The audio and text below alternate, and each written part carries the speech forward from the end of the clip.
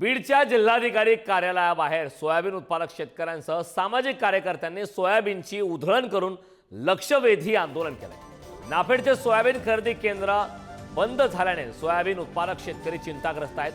नाफेडचे हमी भाव खरेदी केंद्र बंद झाल्याने 23,000 शेतकऱ्यांचे सोयाबीन खरेदी विना राहिले। तर अहिल्यानगरमध्ये शासनाने सोयाबीन खरेदीसाठी दिलेली मुदत संपल्याने शेतकरी अडचणीत सापडलाय। खरेदी बंद झाल्याने पडून असलेल्या सोयाबीनला आता बुरशी लागायची वेळ आली।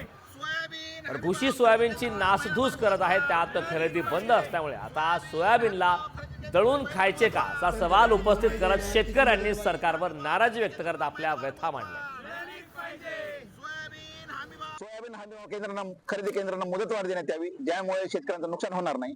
दुसरी गोष्ट म्हणजे जेव्हा केंद्रीय अर्थमंत्री निर्मला सीतारामन म्हणतात की विकासाचं पहिलं इंजिन हे शेती आहे, त्यानंतर उपमुख्यमंत्री असं म्हणतात की आर्टिफिशियल इंटेलिजन्स, कृषी मंत्री म्हणतात की ड्रोनच्या सहाय्याने शेती करायला पाहिजे। म्हणजे एकीकडे मोठ्या प्रमाणावर हे धोरण राबवत असताना प्रत्यक्षात मात्र शासन दुटप्पी धोरण करतंय, शेतकरी विरुद्ध राबवतंय। याचा निषेध करण्यासाठी आज आम्ही जिल्हाधिकारी कार्यालयासमोर सोयाबीन उधळून शासनाचा निषेध केलेला आहे।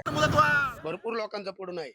माझ्या वैयक्तिक 90-95 कट्टे म्हणजे 60 क्विंटल 1% सोयाबीन आहे माझ्याकडे आता पडलेल्या सीड मध्ये।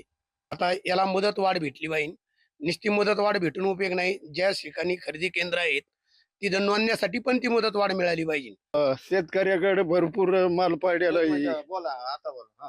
हे सोयाबीन भरपूर पडल्यात, त्याला बाजार नाही। शेतकऱ्याने करायचं काय नेमकं? खरेदी केंद्रावर मुदत वाढली पाहिजे। पर्यायच नाही ना, हे जर नाही ऐकलं तर आत्महत्या करायची पाळी आहे ना। एवढाले माल पडून राहायचे, याचं खत व्हायचं।